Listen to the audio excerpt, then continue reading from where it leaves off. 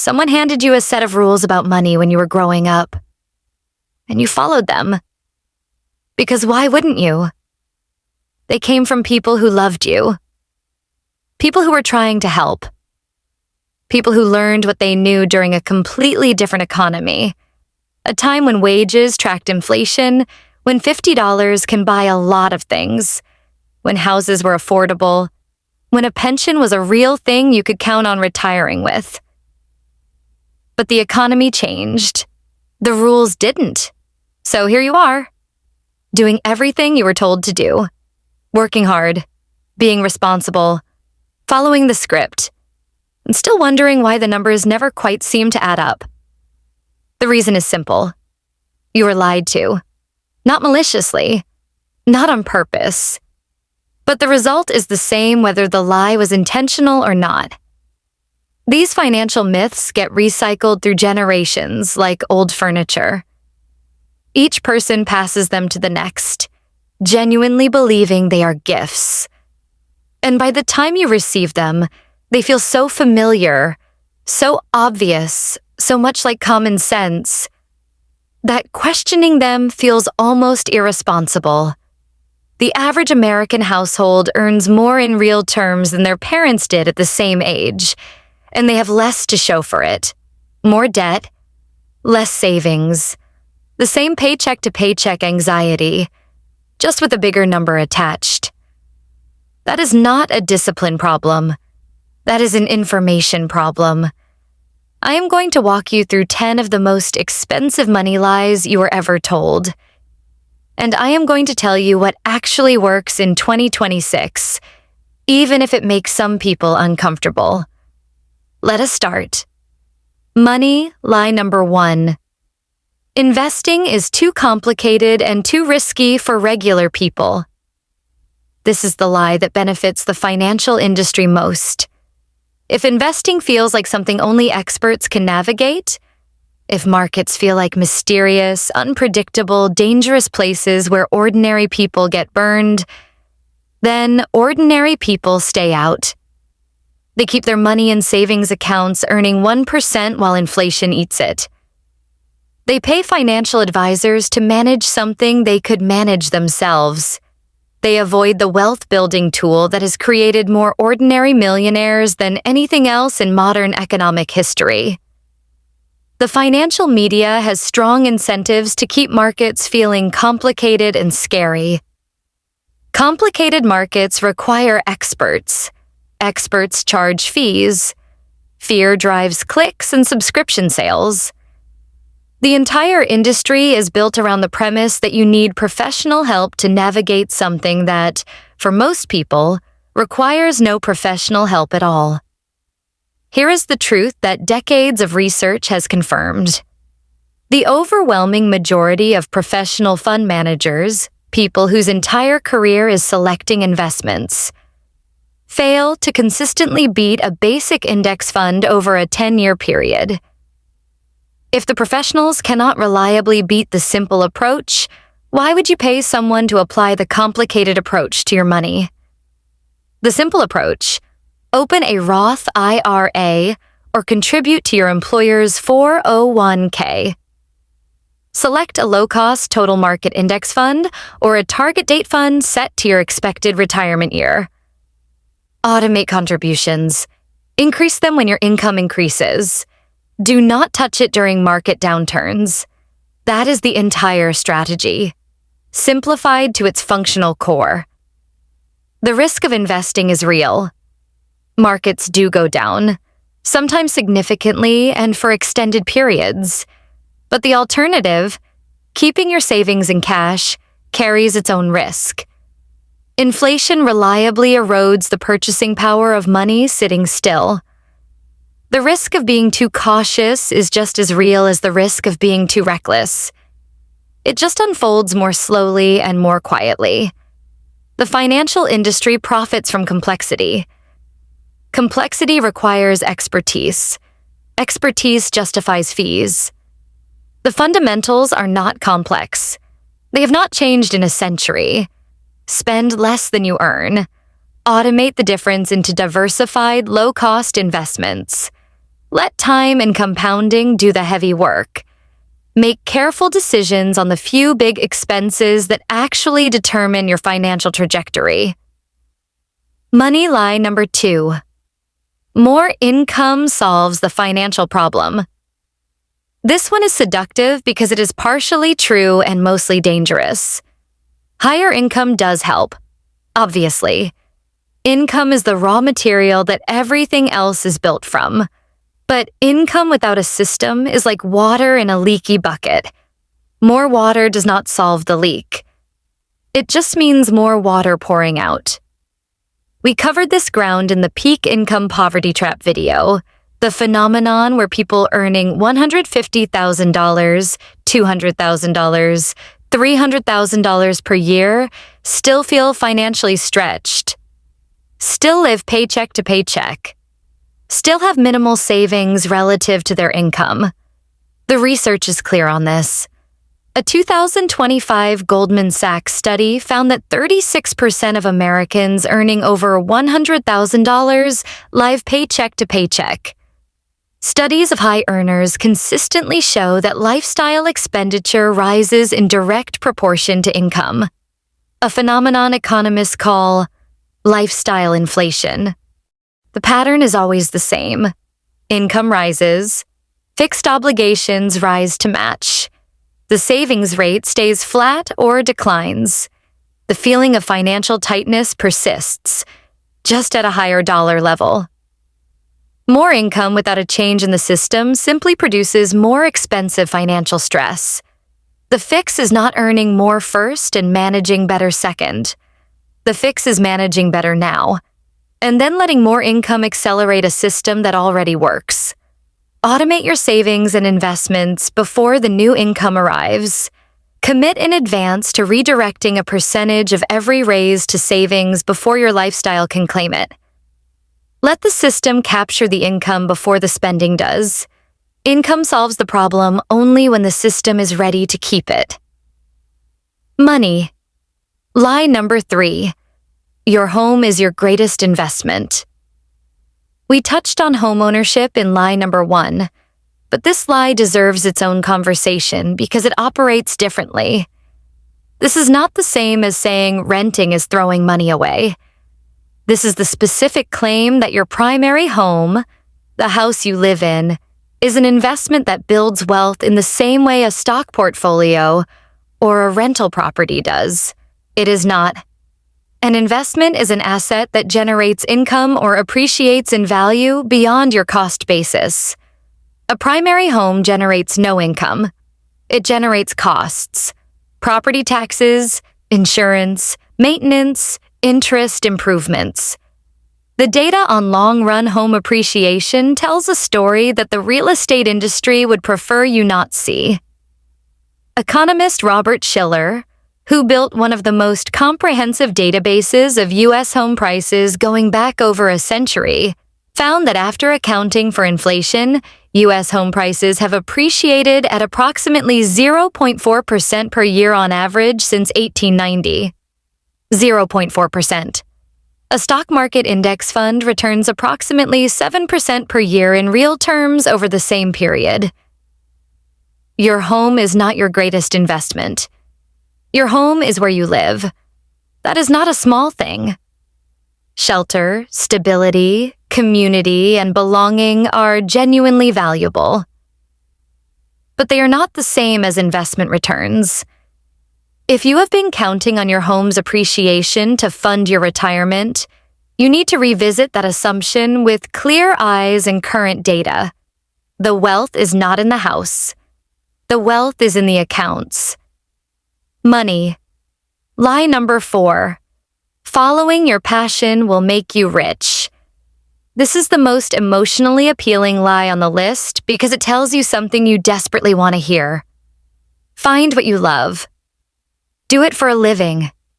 The money will follow. Your passion is your path. It shows up in graduation speeches. It appears on motivational posters in office break rooms. It is the founding premise of approximately half of all self-help books, and it causes real financial damage to real people every year. People quit stable, well-paying careers to chase passions that turn out to have no market. They invest savings into businesses built around things they love rather than things people will pay for. They wait, month after month, for the passion-driven income to materialize, while the emergency fund dwindles. Here is what the advice gets backwards. You rarely start with passion and find money. More often, you start with competence, find money, and develop passion from the success. Passion usually follows mastery, not the other way around. Loving photography does not prepare you for the business of photography, marketing yourself, managing difficult clients, handling rejection, building systems for a creative enterprise. The people who make money from creative work are not necessarily the ones who love the craft most. They're the ones who love the craft and tolerate the business of the craft. A more practical question than what am I passionate about is this: what am I good at? What could I get genuinely better at? And what would people pay meaningful money for? The overlap of those three questions points toward income, whether or not it sparks immediate joy. And here is the part that rarely gets said. Money buys freedom. Freedom to take the cooking class, to travel, to write the novel on weekends, to pursue the creative project without the suffocating pressure of needing it to pay rent. The passion often arrives not before the financial security, but because of it. Stop waiting for lightning. Build something valuable. Earn from it. Use the income to build a life you enjoy. The passion grows in that soil, not before it. Money lie number 5. You need a financial advisor managing your money.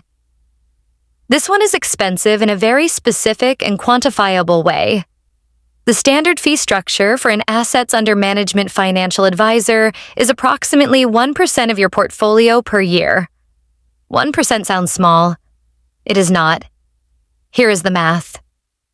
You start at 30 with $25,000 and add $500 per month consistently for 30 years. At 7% average annual return, paying a 1% advisor fee, you end up with approximately $653,000. The exact same contributions, the exact same return, but in a low-cost index fund charging 0.1% instead of 1%, you end up with approximately $795,000. The advisor just cost you $142,000.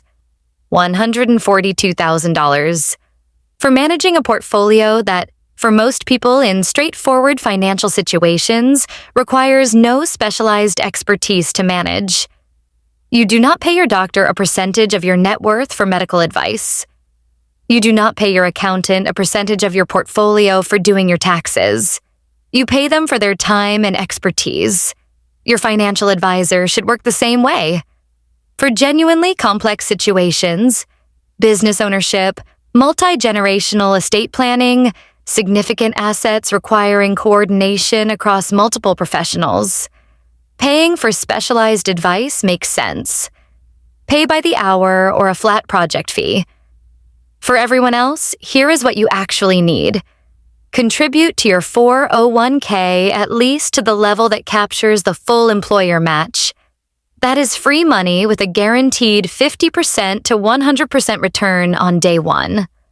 Max your Roth IRA if eligible. Buy low-cost index funds.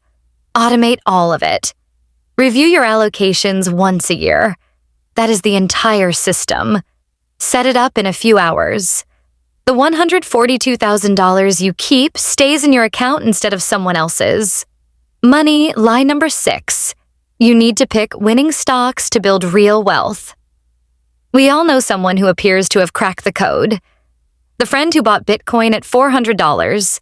The coworker who perfectly timed the market crash. The relative who made 300% on some stock nobody had heard of. They tell the story at every social gathering. The numbers keep growing with each retelling. What they never mention is the other trades, the positions that went to zero. The money lost on the 9 speculative bets that preceded the one big win. The taxes on the gains. The time spent researching. The stress of watching positions move against them. Gamblers always describe their biggest win. They never calculate their net position. If most stock pickers actually added up every trade they had ever made, every single one, not just the ones worth mentioning, most of them would find they underperformed a basic index fund they could have set up in 20 minutes and never looked at again. The wealth-building strategy that works consistently for ordinary people over long time horizons, without requiring specialized knowledge, without requiring time to monitor, and without requiring you to be smarter than professional traders with access to better information than you will ever have? Buy low-cost, diversified index funds consistently. Reinvest dividends. Never stop. Never try to time the market. Never panic and sell. The S&P 500 has returned approximately 10% annually over the last century. Adjusted for inflation, roughly 7%. That rate doubles your money every 7 to 10 years. But the return only works if you stay invested through the downturns. Research has shown that if you miss just the 10 best trading days over a 15-year period, 10 days out of thousands, your returns drop from double digits to essentially keeping pace with inflation. Miss the 30 best days, and your returns go negative. Those days are unpredictable. Nobody knows when they are coming. The people on financial television who claim otherwise are either delusional or selling something. Time in the market. Not timing the market. That is the strategy. Boring, consistent, automated, and dramatically more effective than almost everything that sounds more exciting. Money lie number 7. Credit cards are dangerous and you should cut them up. The credit card industry has real predatory elements. The average APR on new cards in 2026 sits at roughly 24%. American consumers collectively carry over $1.2 trillion in credit card debt. That is a genuine crisis. So the advice to stay away from credit cards entirely is understandable. It comes from a real place. But it is also wrong. In the same way that telling someone to never drive a car because accidents happen is wrong. Avoidance is not the same as mastery. I have put hundreds of thousands of dollars on credit cards over the years. The interest I have paid in that time? Essentially zero. In exchange, I have received thousands of dollars in cash back, business class flights internationally using points, automatic warranty extensions on purchases, purchase protection that replaced stolen items, and a credit score that has saved me tens of thousands of dollars on mortgage rates. The credit card companies have a name for customers like me. They call us deadbeats, because we use their product, collect all the benefits, and give them nothing in return. Be a deadbeat. Here is how. Set up automatic full statement balance payment on every card, every month, without exception. The moment you do this, you never pay interest. You collect every reward and you build your credit history. And credit history matters enormously at a few critical moments.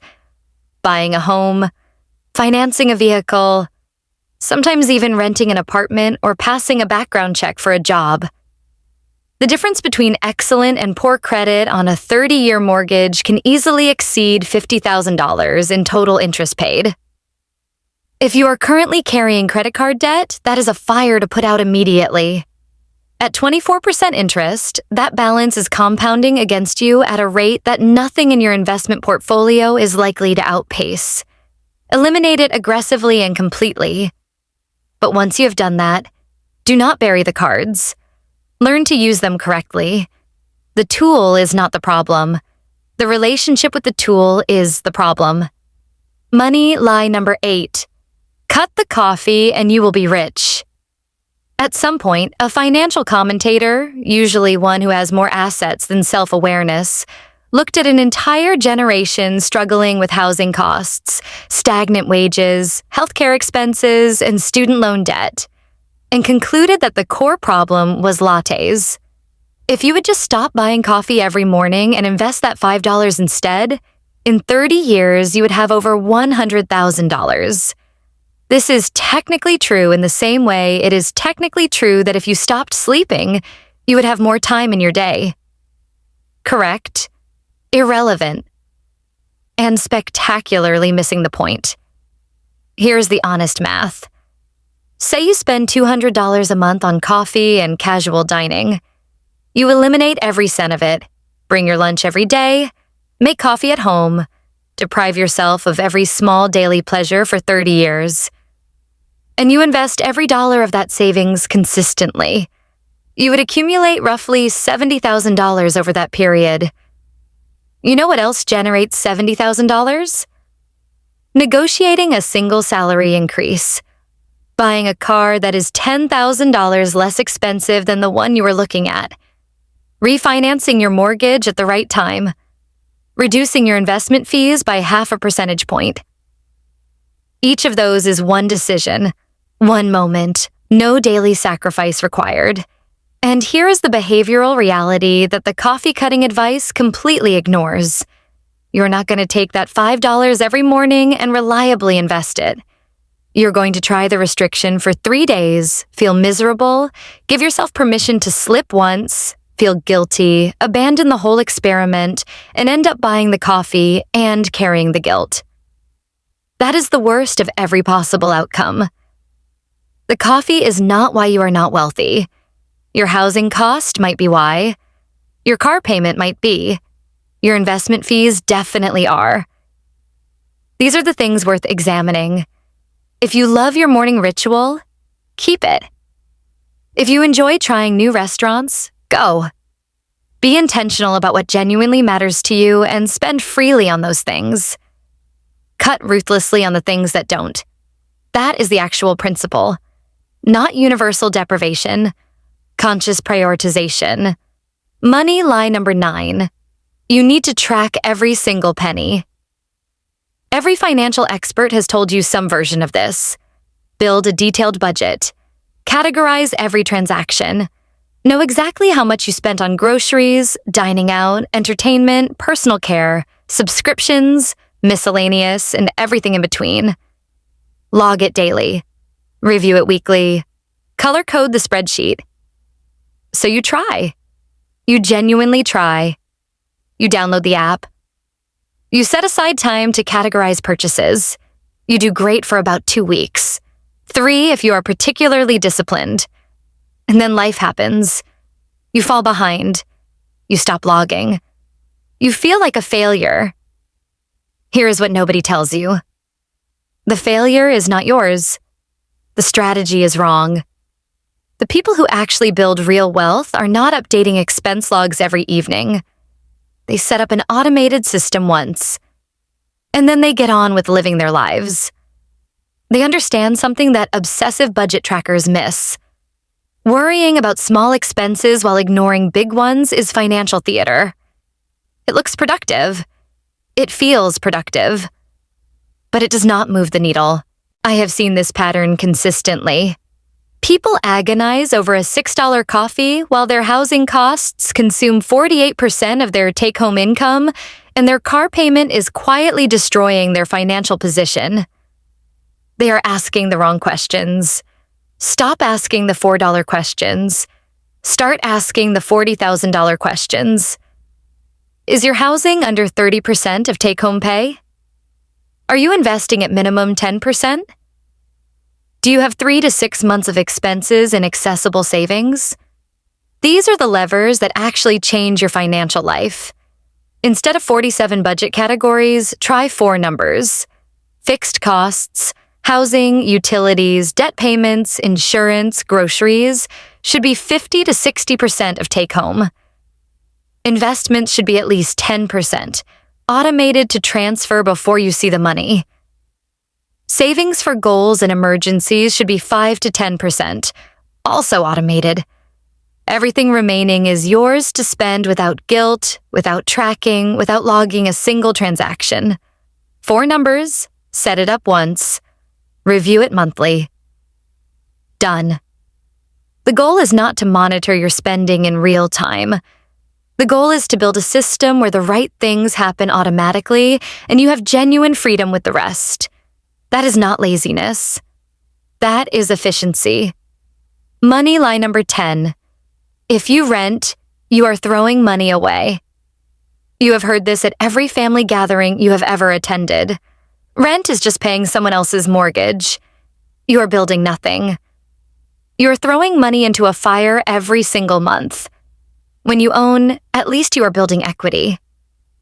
This idea is so culturally ingrained in America that agreeing with it feels like basic common sense, and disagreeing with it feels vaguely un-American.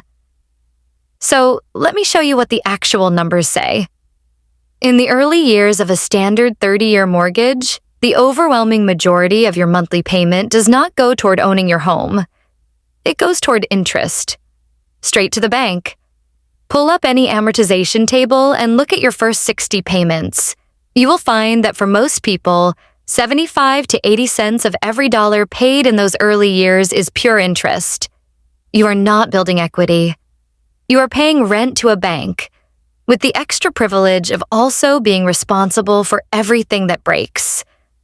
The numbers in 2026 make this even harder to ignore.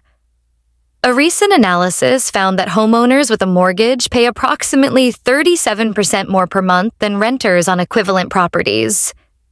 When you layer in property taxes, homeowners insurance, maintenance, the kind of maintenance that shows up at the worst possible moment, the cost gap between owning and renting is significant in most major American cities.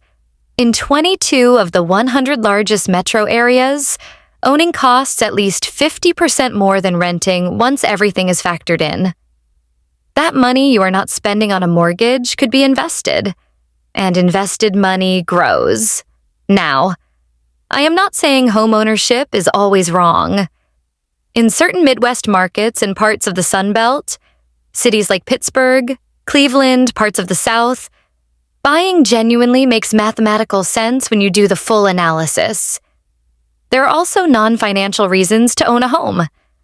Stability, permanence, the ability to paint your walls without asking permission. Those are real. But the blanket statement that renting wastes money is simply false in most major markets right now. A more accurate statement is this. Many homeowners are throwing money away on interest, taxes, insurance, and maintenance, while calling it wealth building. Before you buy, run the real numbers. Include everything. Including what your down payment could earn if you invested it instead of parking it in home equity. You might be surprised by what you find. What all 10 lies have in common. Looking at these 10 lies together, a pattern emerges. They all sound reasonable. They have all been repeated long enough to feel like wisdom, and they are all, in some combination, costing the people who follow them enormous amounts of money over their lifetimes.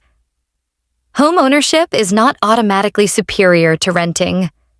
Detailed budgeting is not the path to wealth. Small daily expenses are not the reason you are not wealthy.